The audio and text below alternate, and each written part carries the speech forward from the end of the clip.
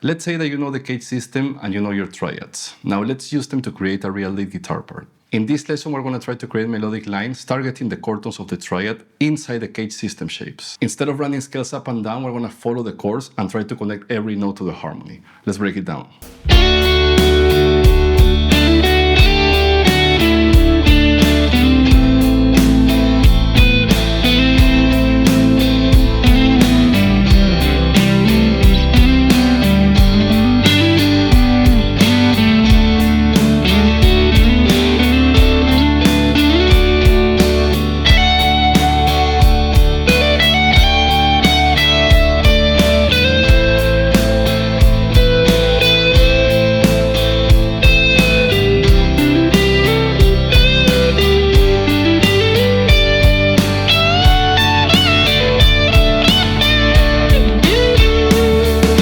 So first of all, let's try to find the key of this musical section. We can call this section the verse, the chorus, the A section, the B section, whatever you prefer. Now, if you pay attention to the chords, you're going to notice that there are two major chords next to each other. In diatonic harmony, the only time that you have two major chords next to each other is going to be the 4 chord and the 5 chord of any given major key. In this case, C major is going to be the 4 chord and D major is going to be the 5 chord. This means that we're going to be in the key of G major. So let's analyze those chords. I'm going to start with D major, the 5 chord, for 2 bars. 1, 2, 3, 4, 1, 2, 3, 4.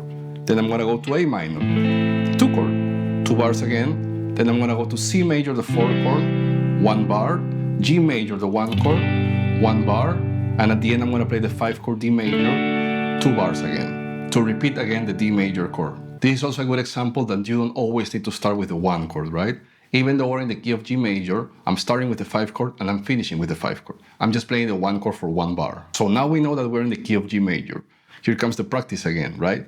Try to play that G major scale all over the fretboard. This is where we start bringing our shape from the CAGED system. So the practice, of course, is learn your G major scale all over the fretboard, starting on the E shape, then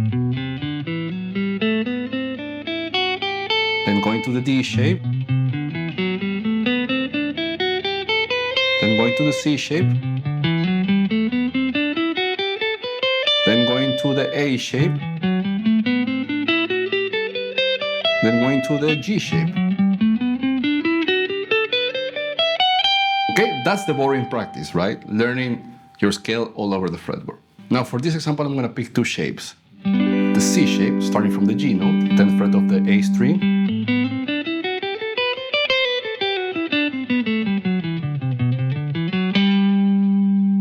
And I'm going to play the G shape. I hate to play this chord, right? And the G shape is actually most commonly known as the minor scale shape, because whenever we learn a minor scale, we're going to always start from this shape, because in this shape the lowest note that I can play is actually the relative minor of G. In this case, of course, because we're in the key of G, right?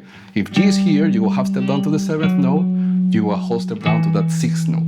So this is the beginning of the minor scale.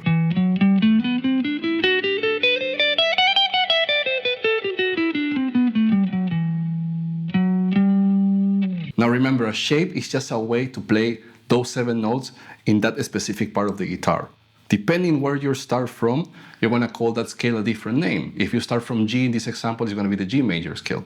But if you start the same shape from E, it's going to be the E minor scale. If you start from A, it's going to be the A Dorian scale and so on. But the shape is not going to change. So now that we know the shapes that we're going to use, the next step is going to try to find those triads inside each one of these shapes. So remember our chord progression, we were starting with D major, the 5 chord in the key of G. I'm going to try to find all the possible G majors inside the C shape. So inside the C shape, I have this D major, root position, strings 4, 5, and 6. I have this D major, first inversion, strings 3, 4, and 5, and I have this D major, strings 2, 3, and 4, second inversion, right? If I want to go to this root position, strings 1, 2, and 3, this 8th note is leaving the shape.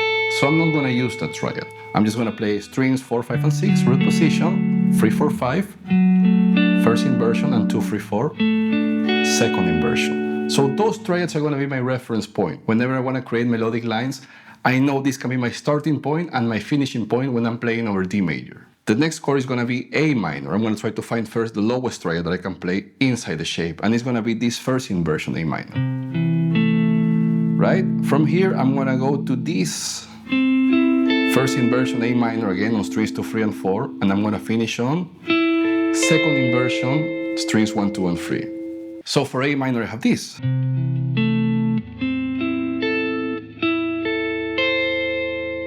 So again, whenever the harmony is being played around A minor, these triads are going to be my starting point or my finishing point of any melodic line that I want to create. Think about it this way, the triad has 3 notes, the major scale has 7 notes. I have 3 notes to go back home, and I have 4 notes to add color and movement to my phrases. The next chord is going to be C major, the 4th chord, right? I'm going to try to find C major triads inside the C shape. So what I'm going to have is this, strings 3, 4, and 5, second inversion, right? Strings 2, 3, and 4, root position, and strings 1, 2, and 3, first inversion. All those triads can be played around that C shape in the key of G major. So again,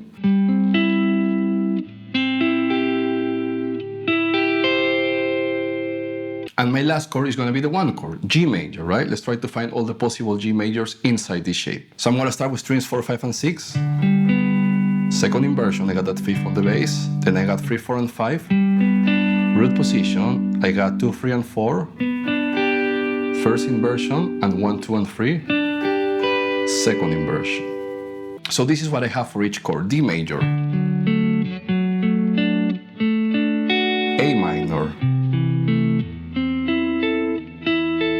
C major, and G major.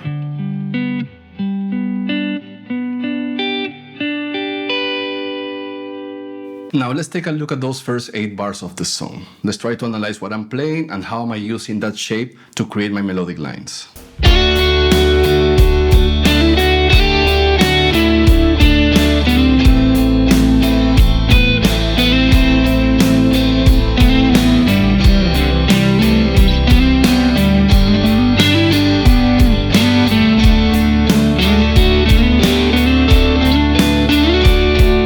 So to start with, what I'm doing here is thinking about this D major, second inversion, strings 2, 3, and 4, but I'm just going to target that major 3rd, F sharp on the 7th fret of the B string.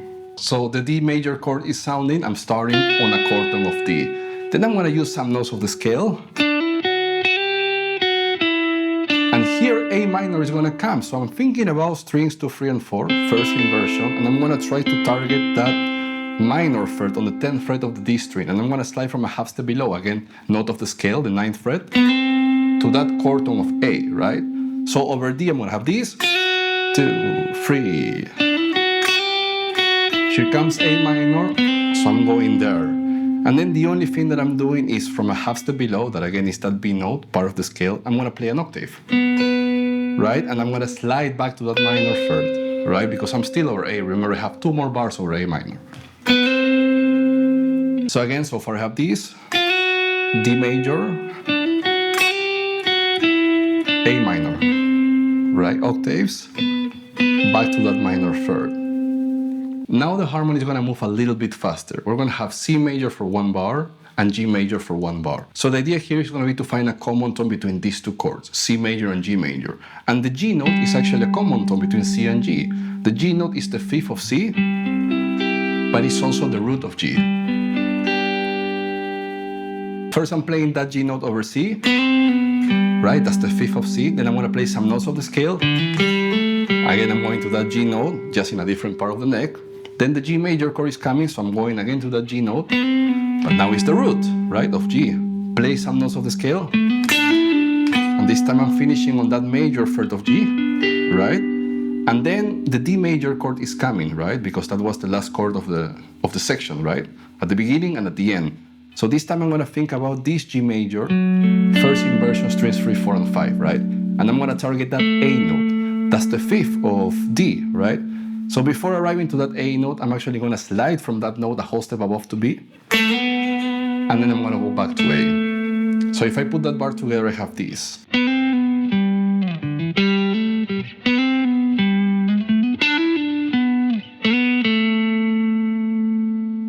So now we're going to go higher in the neck. We're going to change to that G shape. But the idea here is going to be to try to connect the C shape with the G shape. So I'm going to be playing actually intervals of 6 on the B and the D string.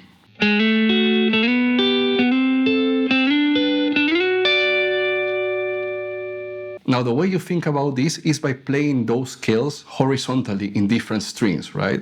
For example, my lowest note was this F sharp. that is actually the 7th note in the key of G.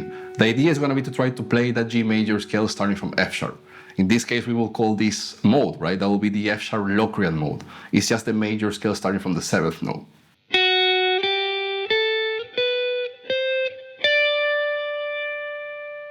Of course, I didn't go all the way up because my last note was actually that D note on the 15th fret of the B string.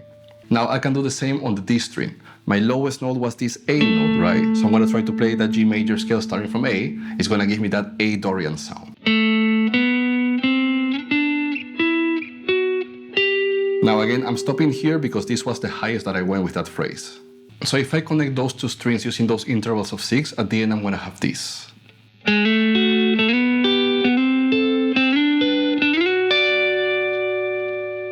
So now we are in that G shape, also known as the minor scale, right? So now let's try to find those triads inside this shape. I'm going to play the shape first again, starting from the G note. So I'm going to call it the G major scale, not E minor.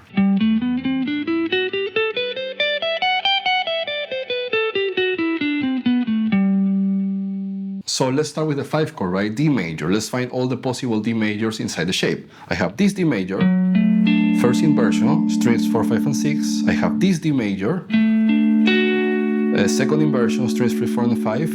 And I have this D major, second inversion, strings 1, 2, and 3. I couldn't play this D major. Of course I can, but I'm just trying to follow the practice exercise, right? Because this note is leaving the shape, all right? So I have again, first inversion, second inversion, and I have second inversion strings 1, 2, and 3.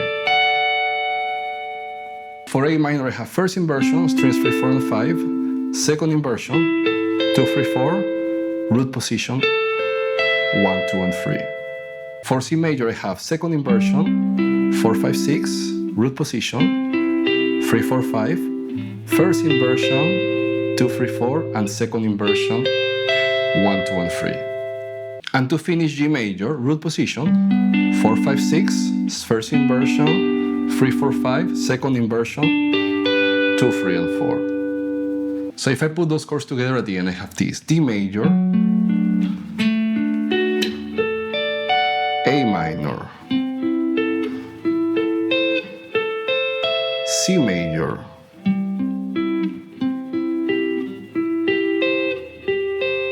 and G major.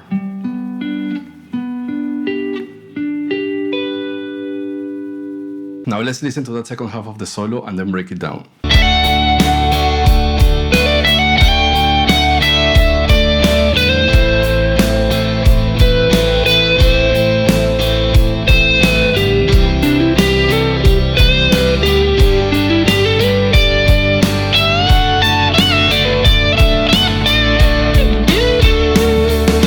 So again, I was coming up from the C shape all the way up to the G shape, playing those intervals of 6, right? Something like this. Okay, and now we have D major again for the first 2 bars, and I'm thinking about this D major. Strings 1, 2, and 3. I'm gonna target that F sharp note, right? That's the 3rd of D. I'm gonna hammer it from the 12th fret, from the E note, like this. And then I'm gonna just run some notes of the scale. And now A minor is coming, right? And I'm thinking about this root position A minor. Strings 1, 2, and 3. And I'm gonna target that minor 3rd, that is the C note of A, right? So I have this over D, 2, 3. Here comes A minor, slide to that C note. And then I'm just gonna bend from that B note, half step up. Right? And then here comes again that bar, C for 1 bar, and then G for 1 bar. And again, I'm targeting that G note, right? I'm targeting that G note over C, and I'm targeting that G note over G. Over C, we have this sound. Over G, right? One is the 5th, and one is the root. So for C major, I'm gonna play that lick and some notes in between. Now for G major, I'm gonna go a little bit outside of the G shape. I'm gonna go to this G major, first inversion triad, and this B note is leaving the shape. These 2 notes are part of the shape, right? But the B note is leaving the shape. So what I'm gonna do is target these two notes. I'm going to target the major third of G, that is the B note, and I'm going to target that D note, that is the fifth. So I'm going to go over G like this.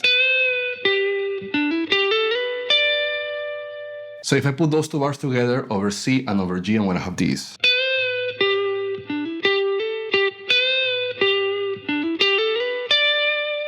And to finish, I'm going to get a little bit bluesy here, and I'm going to play this lick over D major.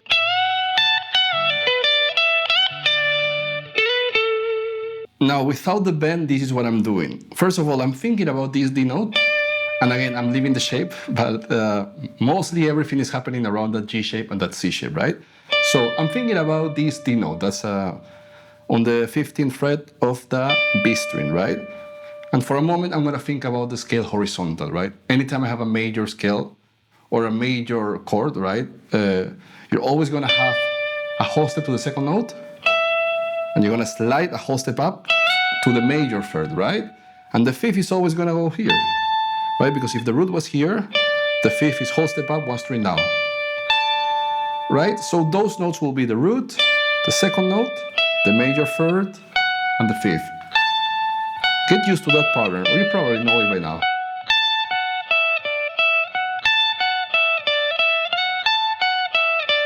Right? The only thing I'm doing is bending to that major third, and then putting the pinky, the fifth with the pinky. All right, and then just bending again to that major third and back to the root.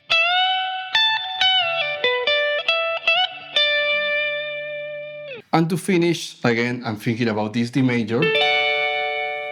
Second inversion, strings 1, 2, and 3, and I'm just gonna slide a whole step up from the A note, that is the fifth of D, back to A. So I have this.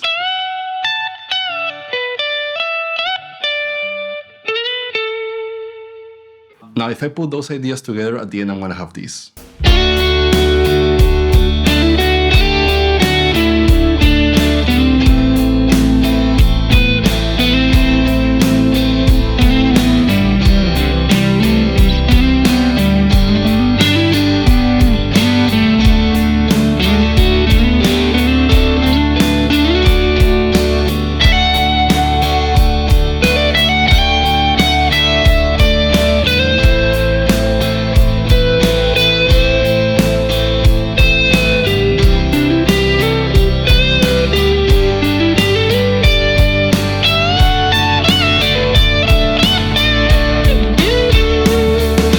Alright guys, I hope you find that lesson useful. See you next time. Bye bye.